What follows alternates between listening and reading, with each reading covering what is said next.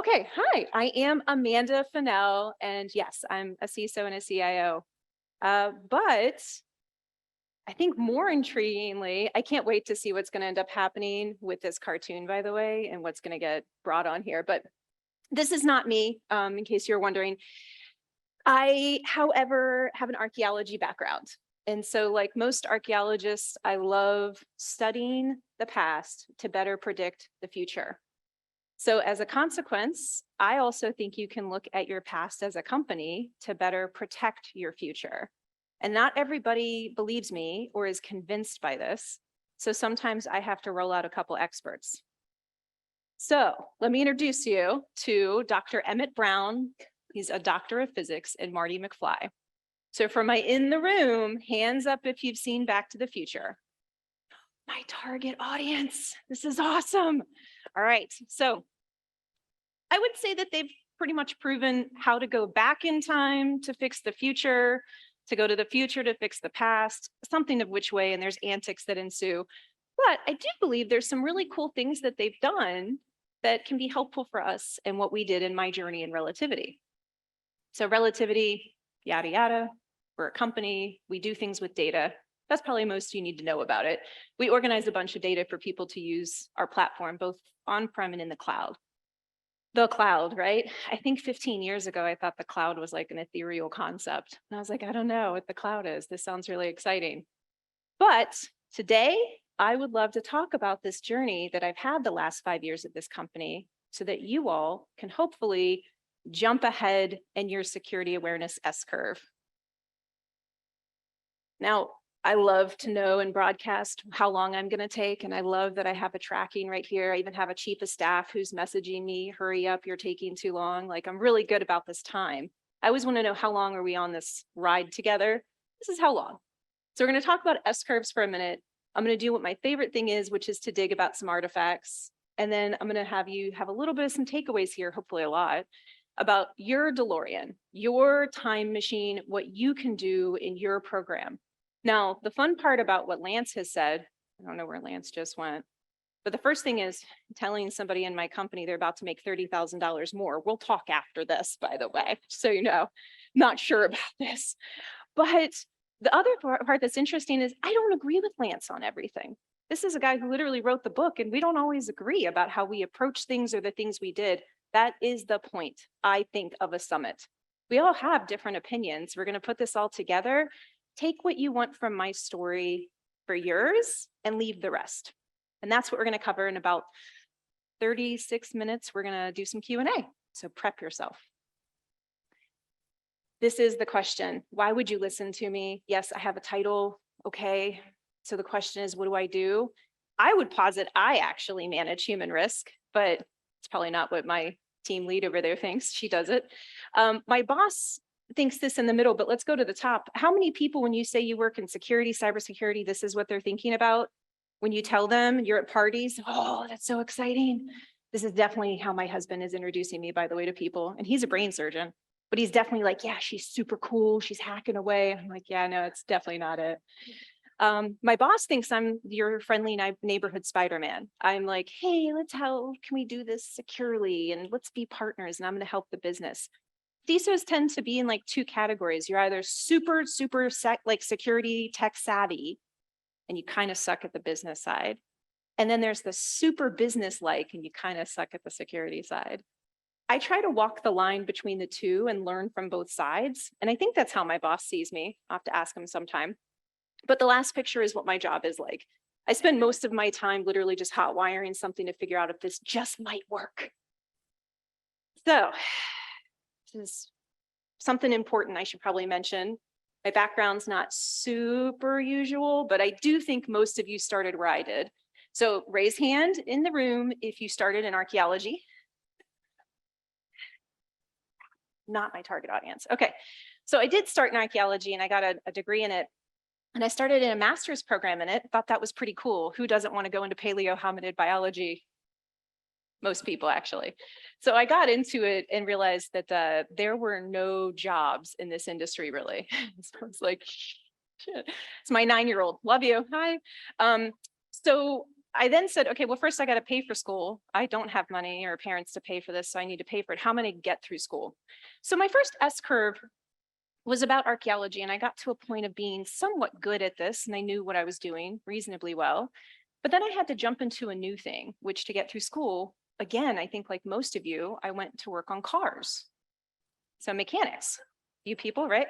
But it makes sense if you think about where I'm at today, because, you know, archaeology is about really being fascinated by what humans are doing and why they did it and the artifacts they leave behind. But then cars are so much computers these days. And so it ends up being such an interesting blend of a human being with a car and how they work together. If you don't believe that, I promise you, you should watch Formula One race car driving. So I got through school by being a car mechanic, and I changed my master's to find a job with job security. The irony, there's a pun there, I think. But so I started looking around, where can I do forensics? I specialize in human remains. I'm pretty good at bones, just like the show.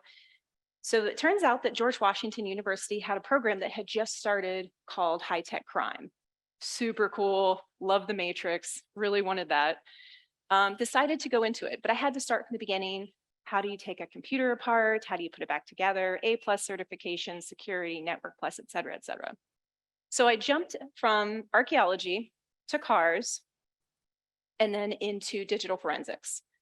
So SANS has a special place in my heart because, well, they've always been really an awesome train for this. So I moved into forensics and investigations, but for about 5 years there, I was contracted to a lot of government entities. I'm from DC. And I will say that it's interesting to watch how government handles a lot of security and the way that they do their programs. But I was mostly focused on the incident response. So stuff already hit the fan when I got involved. And then I spent several years managing the security for Fortune 50, Fortune 500, et cetera, and also watched how they did or did not do a lot of their overall security program. All of this was fascinating to me. But at the end, when I finally jumped into this next move into Relativity, it was the time that I could finally pull up my sleeves and say, okay, I'm going to finally put a program together that does what I think needs to be done. And it will start with human beings.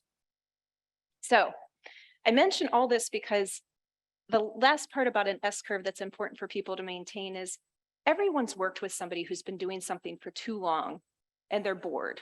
So I believe you have. Raise your hand if you've seen these people. They hate their job. They're just checking that box. They're definitely not watching your security training, by the way. They're definitely muting it and clicking through it.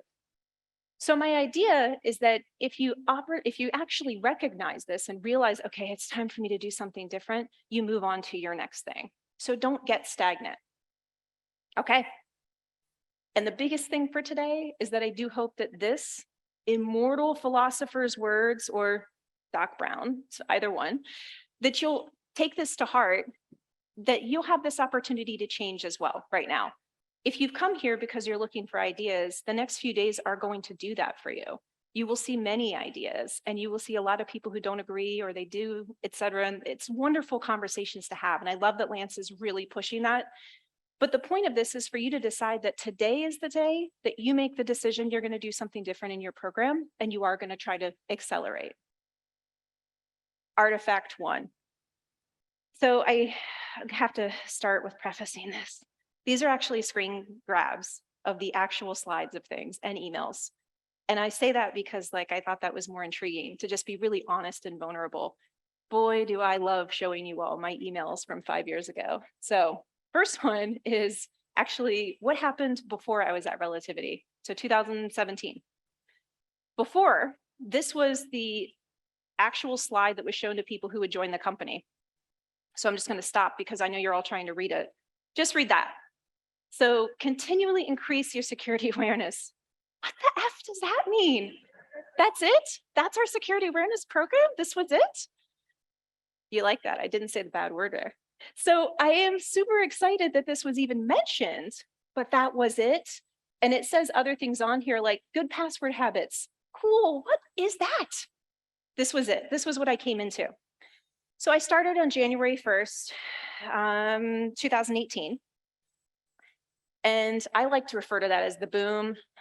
I don't know that everyone else does, but I will say that is the moment in archaeology we move into phase 2. That's when we found something. Something's there. We need to identify. We need to do something. We need to dig. And this was about 15 days after I started. This is an email from the person who was in charge of my compliance program. I love this because Lance mentioned this in maturity. He said, in your maturation about phase 2, it's about compliance a lot of times. He's not wrong. That part I agree with him. And so my compliance director said, hey, we haven't done anything about security awareness campaigns. I know Amanda has a more formalized program in her roadmap horizon. You damn right I did. So even 15 days in, my director of compliance was like, Amanda's coming in hot. And I was coming in hot, and I was super focused about this. So flash forward 6 months. And this is a update for my security awareness lead. I had created a role, I'd created a department, and I had hired a person who had done security awareness for many years. She was amazing. She still does this at companies. And so I just highlighted the main words here. So the yellow highlighting is because I could not figure out how to stop highlighting when I was doing my digging for security awareness, and it populates yellow. But the rest of it was important for me to show you. Training, marketing, communication. These were the 3 things that kept wrapping around each other for this program constantly. Now, we all know we have to do training, but man, we all do just press mute and click through that all the time. So we realized we had to do something different with our training. Make it micro trainings, make it more interesting, make it actually relevant for their role and the job that they do at the company. How would we do that? Marketing. That was actually a big part of it. We had to learn how to sell. I didn't kill my slides, making sure. We had to learn how to sell and make sure that people could actually be interested in what we were doing. But the communication part, I don't think people realize that the security awareness program was actually really the ones who should be helping communicate when we're doing something as a company. They're really good at actually telling us how to be the friendly neighborhood Spider-Man. Hey, we're going to roll out this monitoring thing. We should let you know we're going to be monitoring all your email. Enjoy. Or you could actually be a little bit more transparent, giving more information, and you can have a communication strategy. So marketing and communication became a huge part of this job. So when do we start to see the light? So I came in and I knew I had to put a person in the role. I had to create a team. I had to come at it with this focus. But the light was actually not me. The warmth blanket of a banner. This is our banner for Relativity, if anybody wants to cut and copy that. Not scary at all, I promise. It really is. So it's an intriguing thing, but the banner was the beginning of us saying, hey, we probably should do a little more transparency about what we're talking about here, because this sounds pretty scary. So how do we get a little more friendly? Well, we do what Lance had said. And this is, again, another PDF screen grab of something that took place. We identify human risk. That's exactly what the team started doing without me asking. So we had a large group of the team, and the company was going to be traveling internationally. They put together and said, that sounds risky. They may not know how to do things securely when they travel internationally. So they put together best practices for international travel, and they decided we're going to tell people what to do when they're doing this in a fashion that's going to be a little bit more understandable. They did a 1-pager. They did a training, they did a recording. They also offered one-on-one input and advice to help people get burner phones or anything else they needed to work with the security team. This team started to identify human risk without any provocation from the CISO. That's awesome. I mean, we'd love to not be needed. But I had somebody in the exec team come up to me and tell me, I really appreciated your team being so helpful and helping us get in front of that. We actually did have a couple incidents that could have happened that didn't. That's the hard part of our job, isn't it? Like, how do you appreciate something when everything is going right? But this was one of those moments. So we started to do things, and we started to make it accessible. And I hate to say we're going to talk about the phishing button, but we're going to talk about the phishing button. So the biggest thing was that people had to be able to just click on this button, right? They had to have it as part of their daily life. It's something it's easy to engage with. But also, we had to, Lance mentioned this as well, culture shift. Things had to change. We didn't want to be Big Brother. We didn't want to be monitoring everything and scaring people. We wanted to be accessible. And it's intriguing. Relativity, our logo is these 2 little boxes next to each other. But my security team's logo is the whole thing that wraps around it. It's a holistic program. So it was something for people to believe in. It was something for people to say, I need help. I'm not, sure what to do. This could be bad. Of course, yes, we had to deal with a lot of people who thought that was the best button to press when you get spam. It is not, by the way, but comes in later, we'll talk about automation. So the report fish button became super useful for us because it made us really front and center for people every day that they realized they could connect with the security team directly. So it was awesome. All right, things didn't always go great. So Lance mentioned donuts a couple times, and it like is a trigger word for me when people say donuts. Who knows what the donuts emails are in the room? I got somebody. Really? This makes me so happy. Okay, awesome. Let me tell you what it is. So when I first got to Relativity, I would notice that security would, people would just like walk around, like trolling the riot scene kind of thing. And they would see if there was a laptop unlocked and they would slam a sticky on it. What could possibly go wrong? Okay, got it. That seems a little mean. All right. I just started. Okay. Didn't happen to me, I promise. It totally did. I was in the elevator one time and I saw the elevator at one of our headquarters had this like cracked open, and I like peeked behind it and I saw this sticky note in there. So I took a picture of this. This was 5 years ago. But I gotta say, like, I looked at it and was like, you gotta be kidding me. This is security strikes again. The yellow sticky note strikes again, right? So what could possibly go wrong? I don't know. Were you referring to just like it's an elevator that I could access this? I don't know. The donut emails. This is what happens. Maybe you have a different way of referring to this, by the way. We'll see. This is what happens whenever you leave your laptop unlocked and someone decides to do something funny. They decide they're going to send an email out and they'll say like donuts, like you have to buy the whole team donuts. So it's something where people take over your device in order to try to not be punitive, but certainly to embarrass or shame you. Okay, so now does this sound familiar? Punitive, shame, this sounds pretty familiar. So we had to move away from this direction. The last one's actually just funny. I really did start in the company and catch people in the security team with screwdrivers at the doors. And I was like, I don't know what's going on? They're like, oh, we're pen testing. And I was like, cool, yeah, got it. What happens when you get in the door? Oh, I don't know. Right, but that's what I care about. It's great for people to do pen testing, and physical pen testing is still a thing. But I'm one of those CISOs that will just hand you a badge as a pen tester and be like, I know you could get in. Trust me, I could get in if I wanted to. And I was working really hard at doing this with no badge. We all know we're smart enough to do that. Can you not charge me $50,000 for that? Can you go in and then tell me what happens when you get past the door? Do my humans stop you? That's what I was more interested in. Not everybody was ready for it. The kids were going to love it. But the future, like, it's a thing that, you know, some people aren't ready to let go of the punitive and the shame and the big brother mentality, and that's okay. It's not my thing, but that's their thing. So making the jump.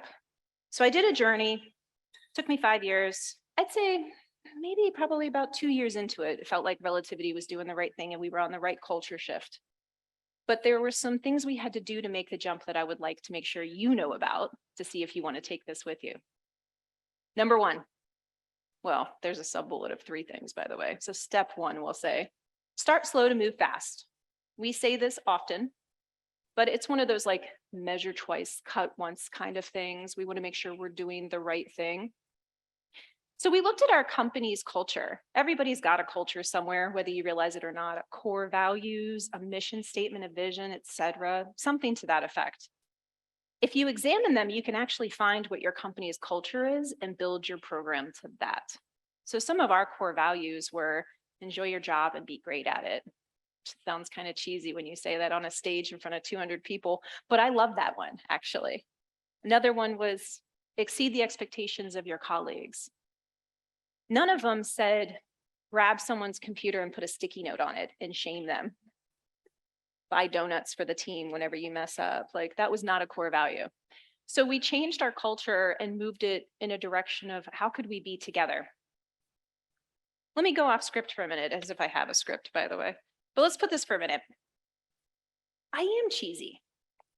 I will say, how many people have seen the movie 300? Yes. All right. So in 300, there's a moment whenever King Leonidas is explaining why they're able to be so effective in a phalanx formation in the military, shoulder to shoulder with the people next to them.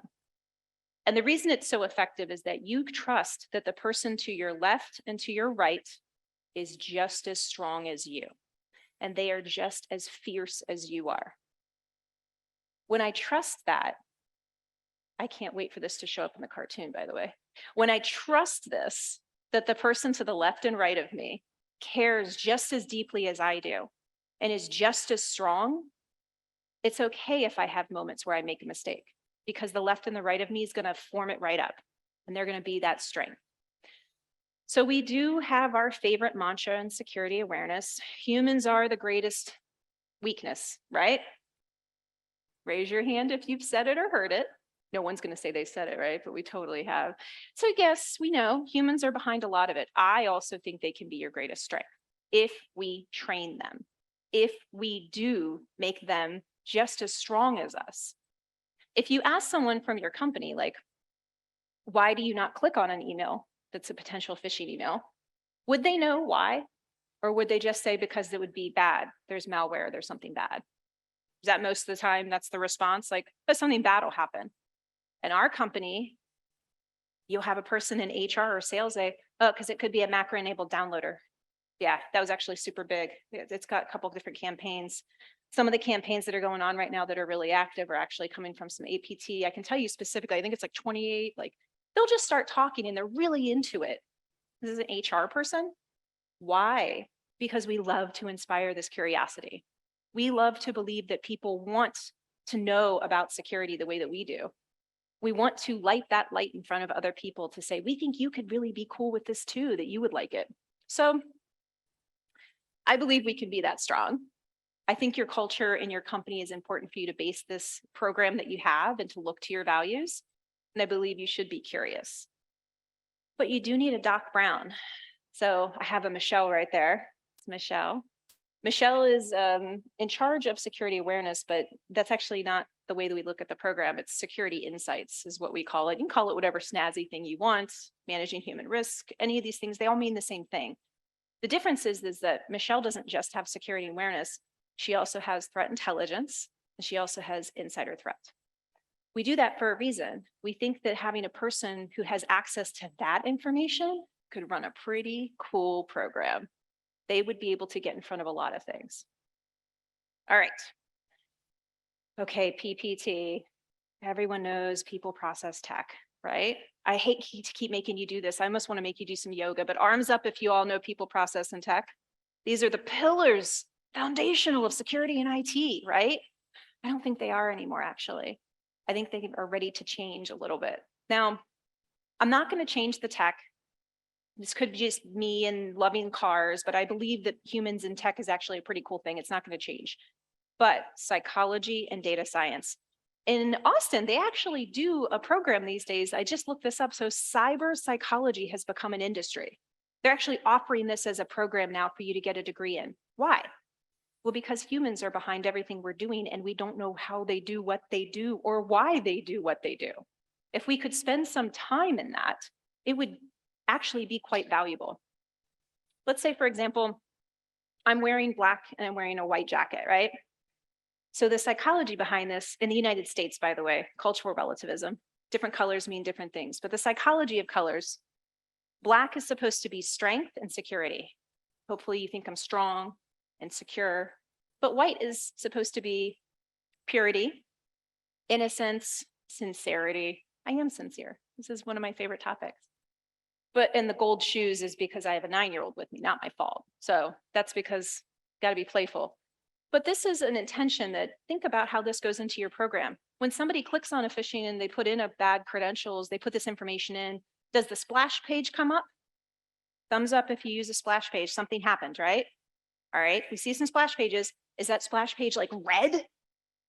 That would suck. If you see like a big red screen show up, you're like, oh my God, I screwed up. But if it's different colors, then the human mind can actually function and listen. But if you start by screaming at someone with really loud colors or with words, the human being will kind of edge back and not listen as much. So this is just one of those examples. The psychology is an untapped area that we have to start focusing on and start moving some energy into it. So my advice is to actually start reading up in psychology. Start looking at some of the stuff that's going on with the cyber psychology realm. Data science, I would love to have just put like automation, artificial intelligence, machine learning, and you'd all would be like, oh my God, glitter, that sounds awesome. But it's actually just me saying there's a ton of data out there, and exploratory data analysis is a really big area for us to use to our advantage. We don't have a huge team for the security awareness that focuses on the phishing, for example. Actually, there's just one person who's doing phishing right now. Hi. But it's all automated, which is pretty awesome. It took us some time to do that, but the reality is we were like, there's no way that one person can handle the influx of all the things that are coming in, especially when everyone thinks it's a spam button. It really isn't spam. So we ended up having to automate that. And the way we did that was through data science. Okay, well, how often does this happen? It's like playing Dungeons and Dragons, right? If I do this, this happens, etc. So we leverage data science to be faster, better, and have her spend her time on something more interesting than responding to every single email. So I believe that PPT is still here. It's just different words. Staying in hyperspeed. So how are we going to stay in this? If we started to do some of these things and we seem like we're getting some energy, how do you keep that going? How do you stay energized? You do have to show great in a way that people are going to follow. Yes, you have to automate. Yes, you have to use predictive analytics, and that will help you to be able to spend more time on the things that you want to. And we all know that. But you have to say what great is. And then you have to say when you're going to get there. And you have to systematically show that you're moving the needle, which I'll show you about in a second, because who cares what I'm saying if I don't show a picture of it. The culture of security advocacy, this was a rough one, but I actually would say it's because we looked at human beings as human beings and not as employees. Where's my person from last night? We had this exact conversation. There we go. We had this exact conversation, and I was like, whenever like COVID hit, my risk profile as a company changed. All of a sudden, I had to care about how people were in their homes. But I also thought about what people were going through. So Zoom bombing was a big thing in the beginning, and a lot of us had kids on Zoom for our computers. So we put together, threat intelligence came together to try to understand who was doing it and why. And then we taught our employees and said, this is what's going on, and this is what you can do at work and at home. It was a holistic perspective of a human being. How do we make you a good steward of security in your life? And then the other thing we went through was analyzing their home environment. I don't trust that a lot of people are changing that router password. I don't know if everybody in here has changed their router password, actually. I'm hoping, but it is one of those things that you have to teach people why this is really important for you, not just in the work environment. I can control my work routers. I can't at home. So I had to educate people and say, this is why you should care. This will protect you and your family. And I know you think, oh, why me? Nobody would care. But that's exactly what they're looking for, is the people who don't care. And how do we do all these things? Real-time marketing. This is a fun part of it. So marketing, a couple things that I say you should leverage besides psychology is marketing concepts. One of the things is like the rule of threes. Nobody's going to remember anything unless you say it at least 3 times. At least 3 times, at least 3 times. Maybe then you'll remember this.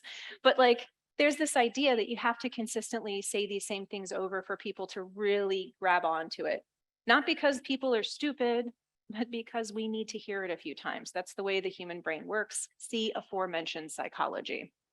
The other one, and I love this, is whenever we talked about this recently as well, if you can explain things in a way that your mom would understand. So for security, yes, our HR or salesperson could tell you exactly why you shouldn't click on a phishing email, but they can also explain it to their mom, which is great, or their dad, or whatever person is not super interested in security or tech. But that was really what we were hoping for, was that if you can explain something in a way that really you can understand and you can repeat it to other people, not only does that mean you really got it, but you maybe just made that person a little more secure too. We wanted it to catch on. So marketing was a really big area that we leveraged. Okay, here's the fun part. It's the one time you're supposed to get your phones out. We're about to do an interactive poll. Let me get you ready for this one. Who are you solving for? So let me explain. If you go to menti.com, so this is because we do have a lot of people online, and I'm a remote employee, so I like to be included. So if you go to menti.com and you put this code in, You're going to say who you're solving for. In your program, who do you have to prove something to? And I say this while you're all doing this. I'll keep chattering. In Back to the Future, there was a moment whenever he had to force or encourage his dad to go to a dance. And he shows up and he says, I am Darth Vader from the planet Vulcan. The genre mixing there is really upsetting for me, by the way, as a geek. It was very painful to watch that. But he was trying to find some way to solve, like, how do I encourage this guy to go? I need to figure this out. All right, so I'm going to pause for a minute because I think whenever I take the next slide, none of you will be able to see this code. So I'll give it a minute. Michelle, I'm watching you. And if you put in that you're solving for your CSO, I'd be so upset. All right, so I think it's probably enough time because we're going to lose the code. So we're ready to switch over to the other screen now. That's for you. Got it? Oh my. Okay, cool. C-suite, we've got 4 people. The board, 2. I do what I want. Okay, so those 2 people, can we see each other after? That'd be awesome. Those are like, that's my favorite people to hang out with. Okay, so all of them or a combo.